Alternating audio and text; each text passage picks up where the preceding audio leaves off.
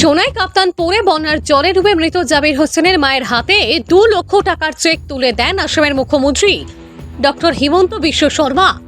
গত 31শে মে কাপ্তানপুর 13 খণ্ডের বাসিন্দা তথা নতুন হাইলাকান্দি নুরুল হক বড়ভূঁইয়া 7 বছরের পুত্র জাবির হোসেন বড়ভূঁইয়ার বন্যার জলে ডুবে মৃত্যু হয়েছিল। আজ আসামের মুখ্যমন্ত্রী হিমন্ত বিশ্ব শর্মা শিলচরের বন্যা পরিস্থিতি সফরকালে জেলা শাসক কার্যালয়ে 4 লক্ষ টাকার চেক প্রদান করেছেন জাবির হোসেন বড়ভূঁইয়ার পরিবারকে। এদিন উপস্থিত ছিলেন জাবির হোসেন বড়ভূঁইয়ার পিতা নুরুল হক বড়ভূঁইয়া এবং মাতা। এছাড়াও উপস্থিত ছিলেন কাপ্তানপুর কাজিডহর জেলা পরিষদ সদস্য সুফিয়ান লস্কর ও আনোয়ার হোসেন লস্কর প্রমুখ। এ ব্যাপারে জেলা পরিষদ সদস্য সুফিয়ান লস্কর সংবাদ মাধ্যমকে জানান, গত 31শে মে কাপ্তানপুর 13 খণ্ডের বাসিন্দা তথা নতুন হাইলাকান্দির নুরুল হক বড়ভূঁইয়া 7 বছরের পুত্র জাবির হোসেন বড়ভূঁইয়ার বন্যার জলে ডুবে মৃত্যু হয়েছিল। ঘটনার খবর পেয়ে তিনি ঘটনাস্থলে উপস্থিত হয়ে খোঁজখবর নেন এবং এ ব্যাপারে সোনাইর বিধায়ক করিমউদ্দিন বড়ভূঁইয়াকে অবগত করান। বিধায়ক এদিনই জেলাধিপতির সঙ্গে যোগাযোগ করে এই পরিবারকে সরকারি আর্থিক সাহায্য করার আবেদন জানান। আজ আসামের মুখ্যমন্ত্রী হিমন্ত বিশ্ব শর্মা শিলচরের বন্যা পরিস্থিতি সফরকালে জেলা শাসক কার্যালয়ে 4 লক্ষ টাকার চেক প্রদান করেছেন জাবির হোসেন বড়ভূঁইয়ার পরিবারকে। তাই তিনি জেলা প্রশাসন ও মুখ্যমন্ত্রী ও সোনাইয়ের বিধায়ক করিমউদ্দিন বড়ভূঁইয়াকে ধন্যবাদ জানান। ধন্যবাদ। আজকে আমি এখানে ডিসি অফিসে আইছি।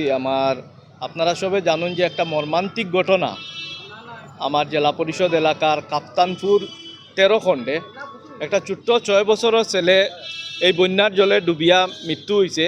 তো সঙ্গে সঙ্গে আমরা সেখানে গেছি।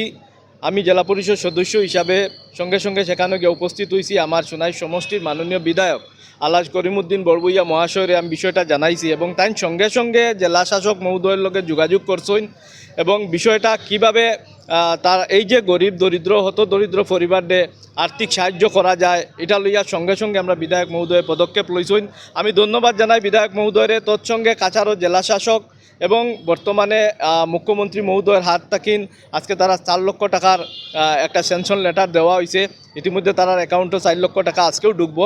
তো আমি প্রত্যেক বিভাগীয় কর্তৃপক্ষের ধন্যবাদ জানাই যে এই হতদরিদ্র পরিবারের পাশে দাঁড়ানির লাগিন এবং আমরা মাননীয় বিধায়ক মহোদয় তাই যেভাবে লাগাতার এই পরিবারের সবসময় যোগাযোগ রাখছেন আমার বইনের লগে এবং আমার এই নুরুল ভাইয়ের লগে সবসময় যোগাযোগ করছেন এবং ডিসি মহোদয়ের লগে বারবার যোগাযোগ করে এই সাহায্যটা যেভাবে করা যায় এই সাহায্যটা যত তাড়াতাড়ি সম্ভব, যেহেতু একজন মানুষের বাচ্চার জান গেছে কি এটা তো আর ঘুরিয়ে আমরা পাইতাম না।